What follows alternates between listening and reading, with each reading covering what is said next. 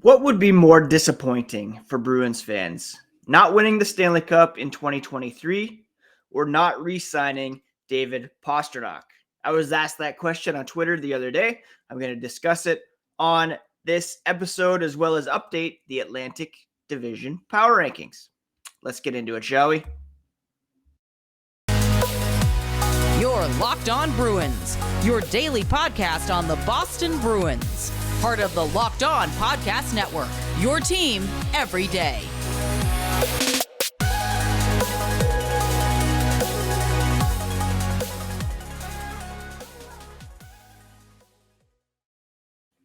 What is up, Bruins fans, and welcome back to the Locked On Boston Bruins podcast. I'm your host, Ian McLaren, and this is a daily show where we discuss all things Spoked Beat. Today is Tuesday, January 10th. I want to thank you so much for making Locked On Bruins part of your day. The podcast is free and available on your favorite podcast app as well as on YouTube, so please do hit that subscribe button so that you never miss a thing. The podcast is on Twitter and Instagram at Locked NHL Bruins, and you can find me, my dad jokes, and hockey tweets at Ian C. McLaren. The Bruins are off right now in the midst of a 3-day break between their California road trip and a game Thursday night against the Seattle Kraken, who are off to an amazing start on their Eastern Conference road trip, shutting out the Canadiens last night, beating Ottawa, Toronto prior to that. So it's going to be a tough test for the Bruins on Thursday against Seattle, a game that we will preview on Thursday's episode. Now, I was asked on Twitter yesterday, what would disappoint you more, not winning the Cup or not re-signing Pastrnak? And this came after I had said, I don't want to be one of those Bruins fans who thinks that this season doesn't mean anything unless they win the Cup. This is a special team, and I want to enjoy the ride, enjoy each game and individual performance. I mean, I will be disappointed. I'm downright sad if they don't win, but it won't change how I feel about this group as a whole. Now, speaking of David Pastrnak, I should mention that he was named the first star of the week around the NHL for his performance over the past 4 games. The Bruins went 4-0 during the past week, with Pastrnak leading the team in scoring with 7 goals and 1 assist for 8 points in 4 games. He had the 2-goal performance against the Kings, another 2-goal performance against the Sharks, and then the hat trick against Anaheim.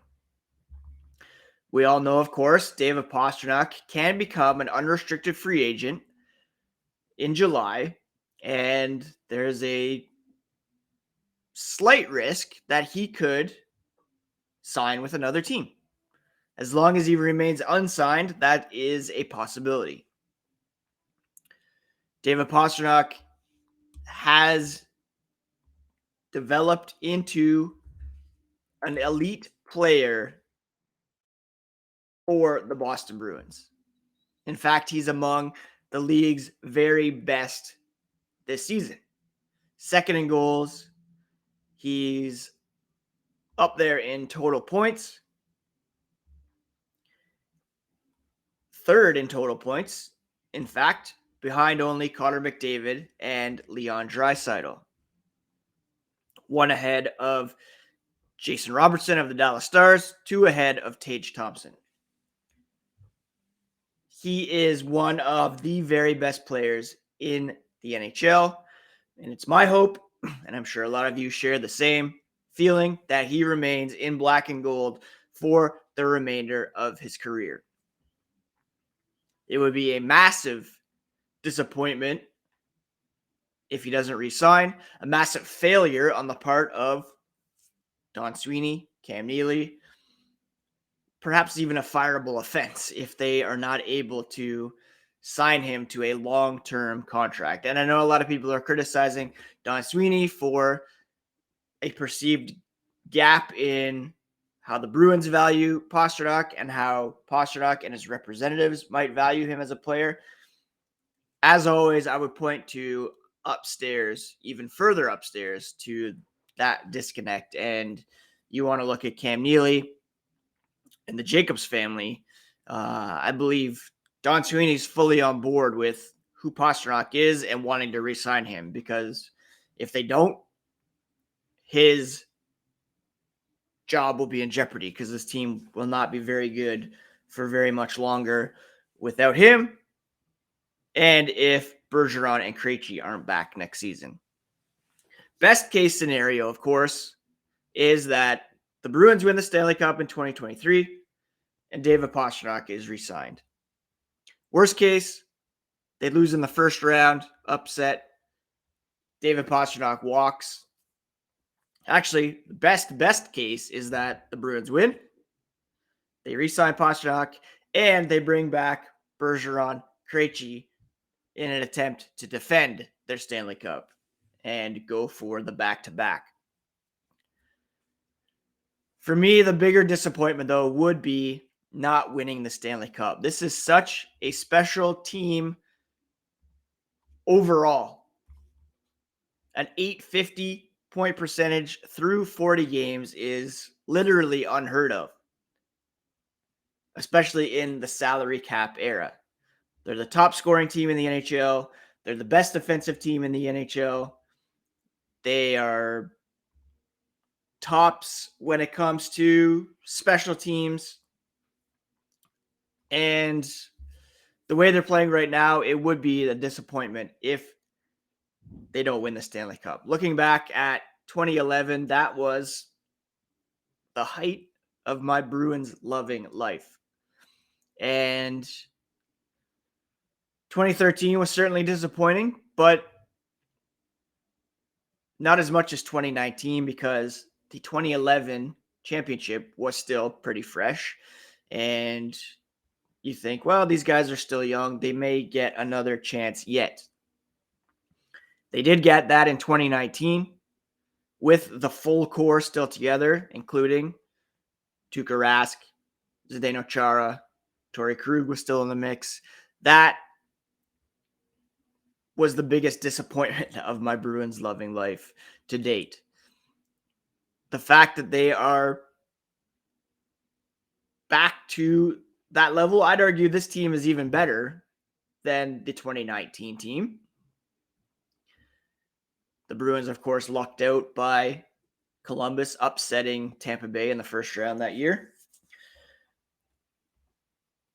Not getting a championship with the benefit of David Krejci coming back from his year-long hiatus, with Patrice Bergeron coming off his record-breaking Selke and still playing at a high level, with Pastrnak under contract for a very reasonable rate this season, with a healthy Charlie McAvoy and Brad Marchand, and with Linus Ullmark playing as good as Rask or Tim Thomas ever did for the Bruins, and not knowing when this opportunity will ever come around again, because the not too distant future for this team is pretty uncertain, with a bunch of unrestricted free agents this summer, some guys getting older. There could be some leaner years here coming up for the Bruins, especially if Pastrnak doesn't re-sign. But not making good on this opportunity when you're this good would be a massive disappointment. Obviously, if Pastrnak were to walk, I would miss him to death. Don't want to see him playing in another uniform. I'd love to see him as a career Bruin. He's such a special player. But we all know players come and go. We root for the Boston Bruins. The ultimate fan experience is to see them win a Stanley Cup. And that would be the bigger disappointment to me if they don't win the Stanley Cup this year. Speaking of how good the Bruins are, we're going to update the Eastern Conference power rankings here in a moment. But first, this episode is brought to you by BetOnline, your number one source for sports betting info, stats, news, and analysis. Get the latest odds and trends for every professional and amateur league out there, from the NFL playoffs to the ongoing NHL and NBA seasons. Baseball's coming up as well. You can put some futures down on MLB. They've got it all at betonline.net. They're the fastest and easiest way to get your betting info. You can head to their website today or use your mobile device to learn more at BetOnline, where the game starts. All right, let's jump into the Eastern Conference power rankings. Previously, we've been focusing on the Atlantic Division, but with the wildcard situation the way that it is, it's possible that a couple metropolitan teams will grab those spots, and that would line up the Bruins to play a Metro team in the first round.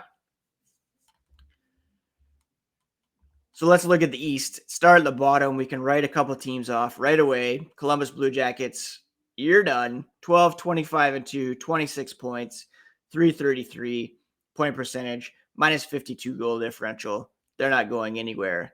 Neither are the Montreal Canadiens, minus 47 goal differential. We could probably write off the Philadelphia Flyers as well. And the Ottawa Senators, while they did have a bit of a resurgence recently, they're 4-5-1 over their last 10. They've lost a couple games and are 7 points out of the wild card picture at the moment, with 5 or 6 teams to jump over. They're probably done as well. Who might still be in the mix for a playoff spot in the Atlantic? Well, the Detroit Red Wings. They're 16, 15, and 7, 39 points through 38 games, 513 point percentage. And they're, 7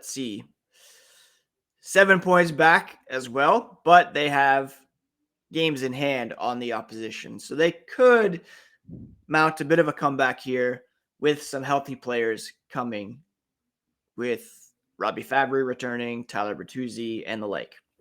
But they're likely done, as are, if you can believe it, the Florida Panthers. They're 18, 19, and 4, 488 point percentage, minus 8 goal differential, 4-6 over their last 10, and the reigning President's Trophy champions could very well not make the playoffs this season. That covers all the teams with minus goal differentials. So going from the bottom, you have Columbus, Montreal, Philadelphia, Ottawa, Florida, Detroit. All with minus goal differentials. The only teams with minus goal differentials in the East. So who might be in the mix? Well, the Buffalo Sabres have had an incredible run lately. They did lose last night to the Philadelphia Flyers, shut out 4-0, which is very rare for the highest scoring team per game in the NHL. They do have a 553 point percentage, and they're only 4 points back of the New York Islanders and the Pittsburgh Penguins in the wild card race. And they have 3 games in hand on the Islanders and a game in hand on the Pittsburgh Penguins. The Islanders currently on the outside looking in, the Penguins locking down that second wildcard spot because of their better point percentage. But the Buffalo Sabres really kicking around and still possible to make the playoffs. Elsewhere in the Metro, it's pretty tight. You do have the Pittsburgh Penguins, like I mentioned, in that wildcard spot. The Capitals and Rangers coming up next. The Capitals actually have an edge over the Rangers. The Rangers are the first wildcard team at the moment, but Rangers have 2 games in hand and a better point percentage. So that could flip as well. So that's kind of the wild card situation at the moment. The Rangers locking down the first spot, 5-point advantage over the Penguins, who are battling with the Islanders, possibly the Sabres, maybe the Panthers in there as well. All right, so let's move up from there. The top 5 teams in the Eastern Conference. Number 5, Tampa Bay Lightning. They're 24-13-1. They've only played 38 games, so they're a bit down in points, but they have the 5th best point percentage and a plus 21 goal differential, which puts them in 5th. 4th place team is the New Jersey Devils. They've been struggling as of late. They're kind of maybe rebounding here. Still locking down the 2nd spot in the Metro with a 662 point percentage, a plus 30 goal differential, and they're 4 points back of the Carolina Hurricanes, who are the 1st place team in the Metro. 3rd in the conference is the Toronto Maple Leafs, 695 point percentage, a 2nd ranked goal differential of plus 33, 6-3-1 over their last 10. They've won 2 in a row, and you would think that would be enough to make up some ground with Boston, but you would be wrong.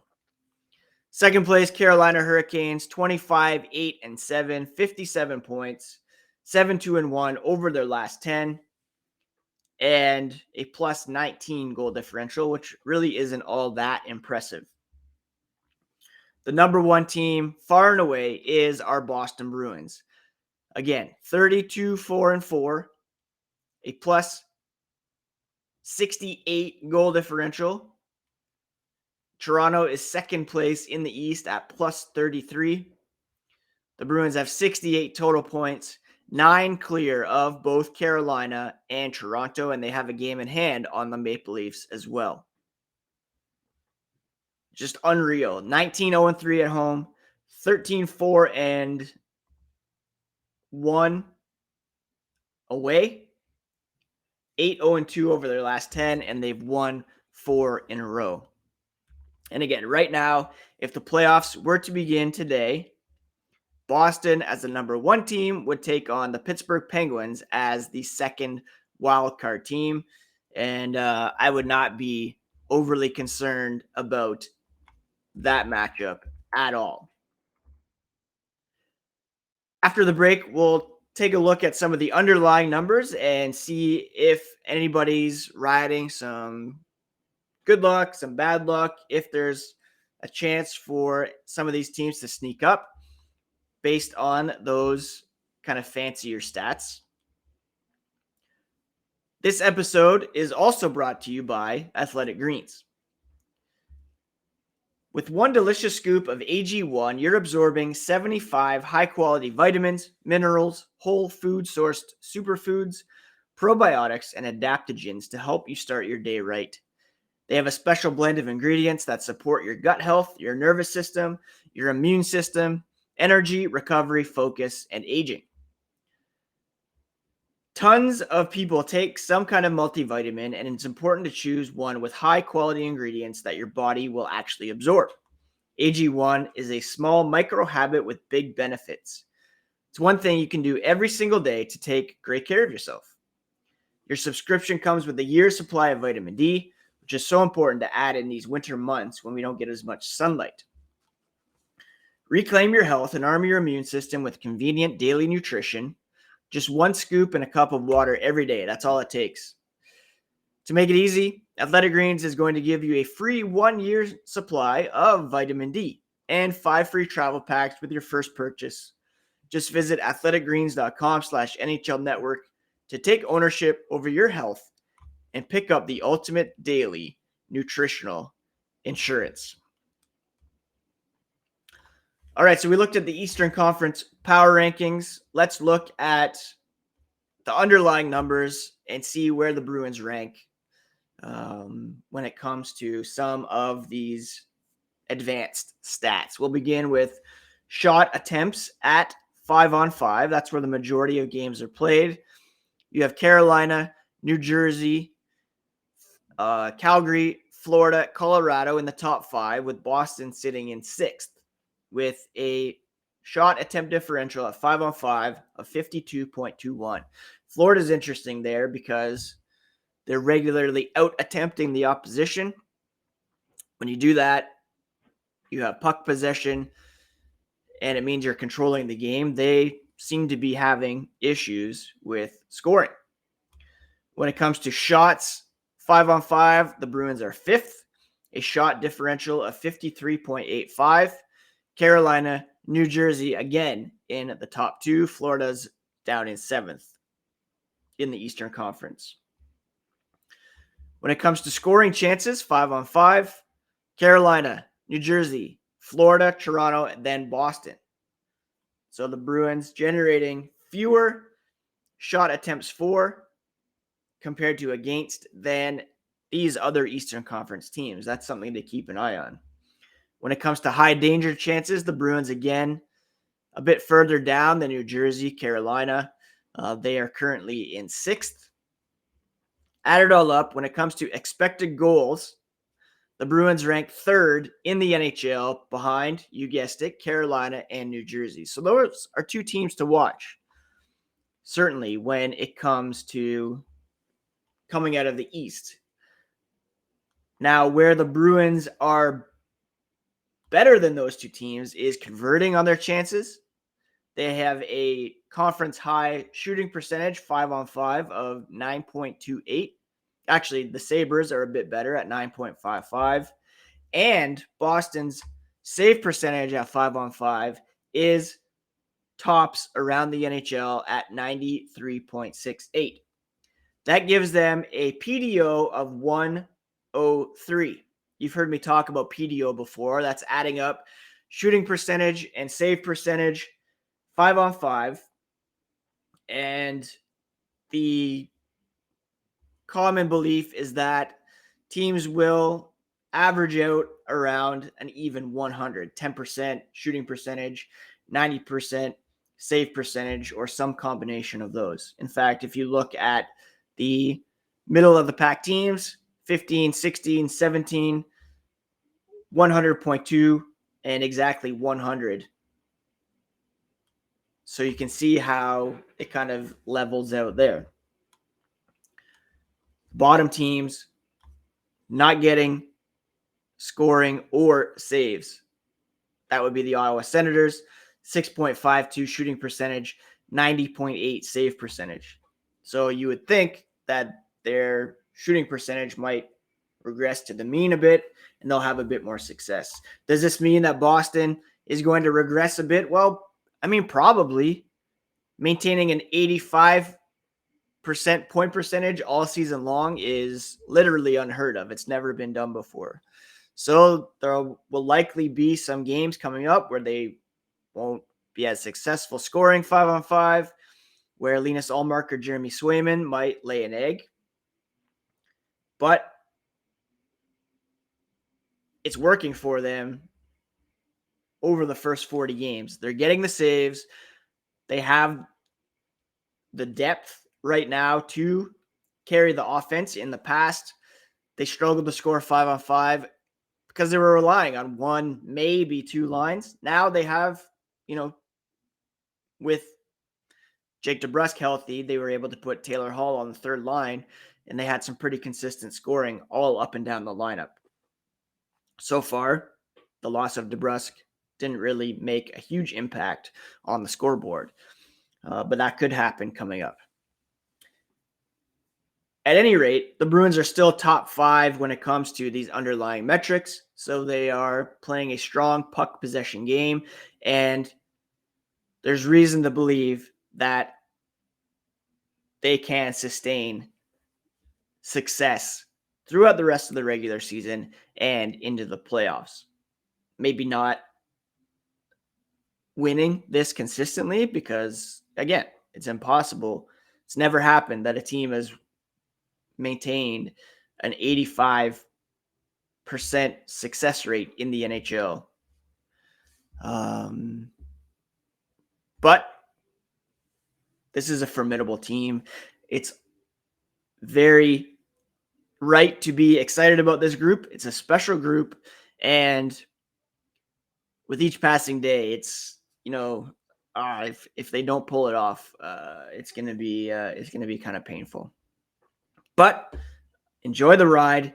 Take it one game at a time. Next game will be against Seattle and we'll preview that game on Thursday. Tomorrow, I'll open up the mailbag. So if you have any questions, send them in to at ENC McLaren or at Locked NHL Bruins, and I would be happy to answer those. Hope you're all doing well. Hope you're having great weeks. And we'll talk to you again here tomorrow on the Locked On Boston Bruins podcast, part of the Locked On Podcast Network, your favorite team every single day. Take care, friends.